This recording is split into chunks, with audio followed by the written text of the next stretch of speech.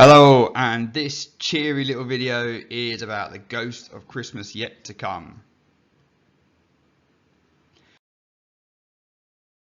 And so, just like normal, I'm going to go through 4 quotes. I'm going to layer up my interpretations, and then each of my layers I've color coded so you can see where it's making the examiner happy each step of the way.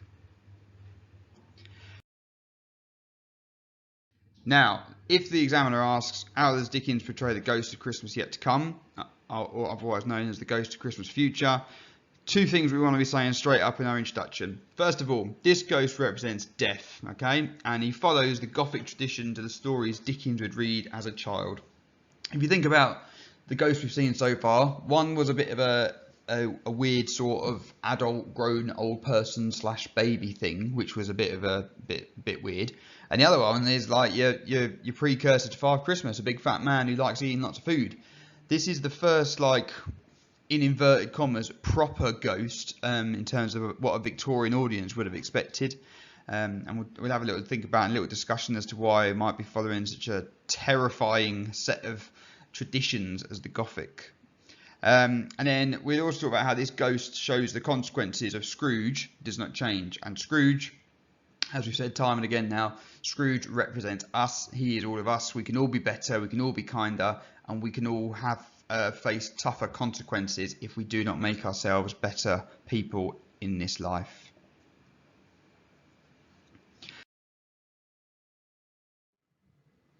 And so enter our ghost of Christmas future, and he enters slowly, gravely, silently, like mist. There is stacks of pathetic fallacy in Christmas Carol, and here it is again. Mist conceals things, it's mysterious, we can't see where we're going, and that perfectly reflects the ghost of Christmas future. The whole point of him is that he's identityless, we can't see his face, we can't hear his voice, and the fact that he's got no identity, in fact there's no clarity to who he is or what he's doing, that mirrors and reflects that there's no clarity and there's no precise knowing of what the future involves for us. Now that firstly terrifies the bejesus out of us, but secondly it also gives us a huge opportunity, because whilst the future is unwritten, we can make our own, we can make it how we want it, depending on the choices we make in our life now.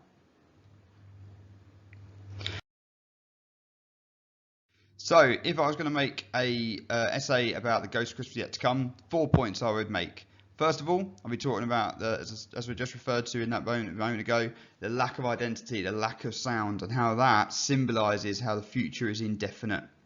I would then be talking about how he scares the living daylights out of Scrooge, but that fear is necessary for him to change, and we'll talk about that shortly.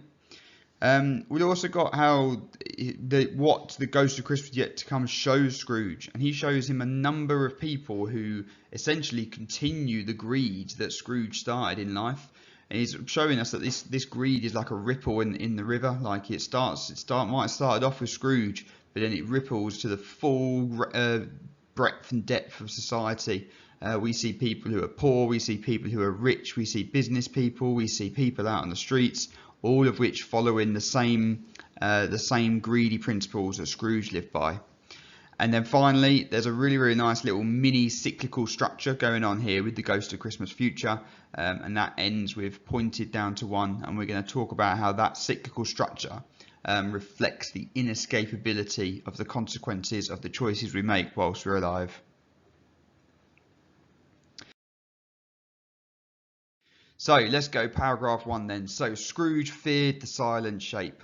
So the fact he's got no face, the fact he's got no voice means this ghost is identityless, and this lack of identity for the ghost shows this future is indefinite, and therefore it is A, as I say, terrifying, but B, it also can be moulded and it can be shaped the way we want it to be.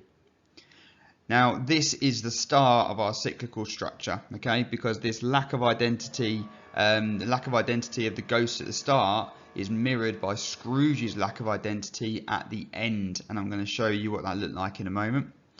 As I said, the unknown terrifies the hell out of us, but this fear is an essential part of redemption. If we're not afraid of a consequence, if we are not scared of where our choices are going to end up. We're not going to change our choices, and so therefore this is almost like a necessary fear that we need to drive the change to make us better people for the others in our society. We've also got the silent shapes. We've got sibilance running through here. So that echoes the silence this ghost brings. This ghost doesn't have any words. But it's that really, let's give Scrooge a little bit of credit here. He's able to undertake the lessons from the ghost without the ghost actually saying diddly squat. So actually, Scrooge has come a damn sight further along his journey of redemption than he was with the previous ghosts, and now he's able to recognise what change is required with just a scary, identityless ghost pointing at things and not actually saying anything.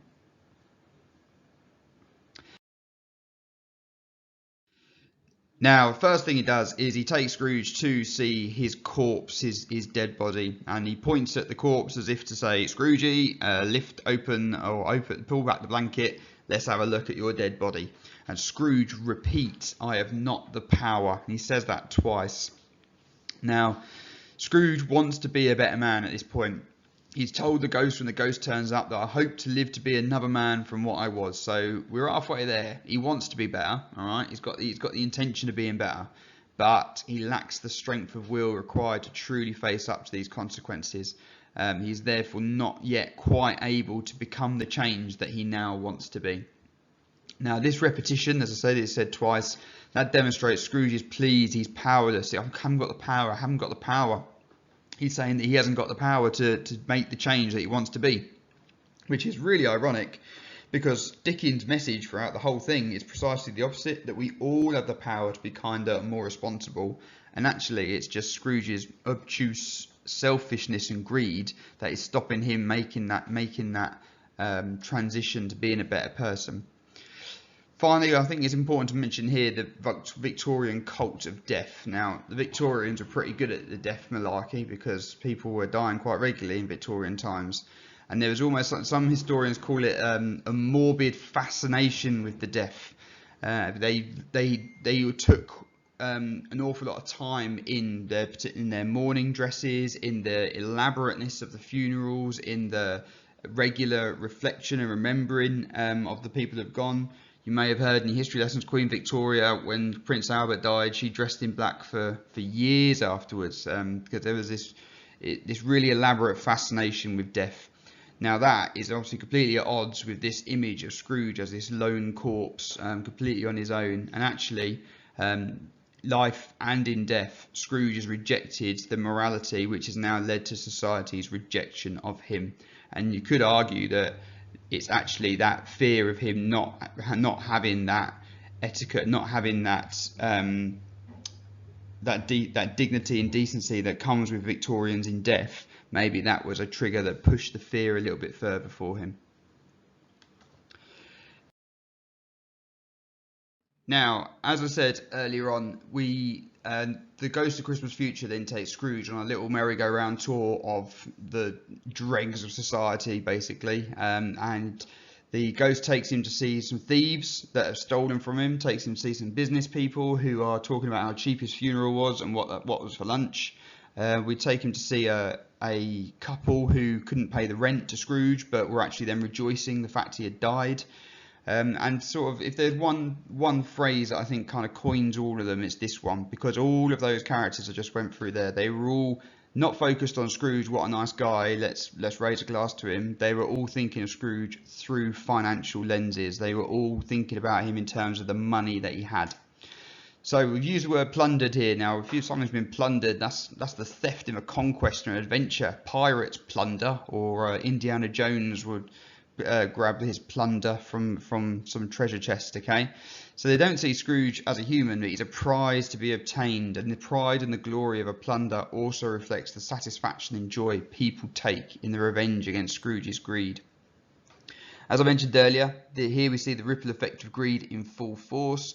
Scrooge lived his life through greed, but now even in his passing, from the wealthy to the thieves, greed is driving all of their business. Those two words here, unwatched and unwept. In choosing wealth over his companionship in life, wealth is also prioritised over his companionship in death. with humiliating consequences. As I was saying, this Victorian cult of death, there was none of that, and instead he was just a target for financial gain because his companionship has left him exposed. And then we've got the alliterative woo woo woo woo woo. Now, there makes a point here where Scrooge is getting pretty upset. He was really upset at the end of here, and his cries and lamentations can't be heard because he's just with the spirit. He's external to what's actually going on. So in his death, he is powerless to change this reality, and he can cry all he likes, he can moan all he likes, he can whinge all he likes, but the opportunity to change has already passed him by if it's got to this stage and he dies alone. Now, the end of my essay on the ghost of Christmas yet to come would be this one, pointed down to 1. Now, that's not a typo on my screen. 1 is with a capital O.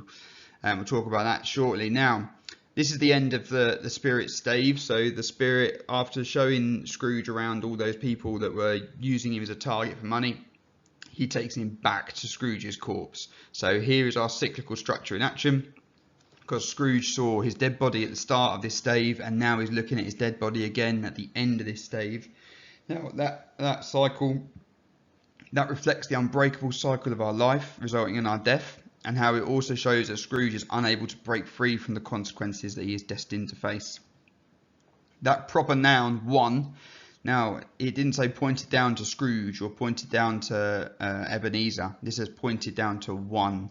So all the things that would define someone being human, so their kindness, their warmth, their friendships, their family, Scrooge lacked all of them in his life because he chose money over all of them. So that means in his death, he's just one of the many, easily forgotten, and he has become as identityless as the ghost of Christmas future himself. And finally, there's a little footnote to add here, is that this scene here, this moment where Scrooge is seeing his tomb, this is where the whole thing started in Dickens's little story. His inspiration for this whole story was when he was walking through Edinburgh, and he came across a really impressive tomb. It was clearly someone had lots and lots of money in his life, and it was a tomb of an Ebenezer Scroggie. And all it said on this tomb was a mean man. So Dickens spent a lot of time thinking about the tragedy of someone having so much money and so much wealth in their life only to be remembered as a mean man in passing. And so now, the same way Dickens reflected on that in a graveyard in Edinburgh, Scrooge is also now reflecting on how futile his wealth was now that he's passed and died. That's my little essay on the ghost of Christmas yet to come. I hope it's helpful. Look after yourselves. Bye.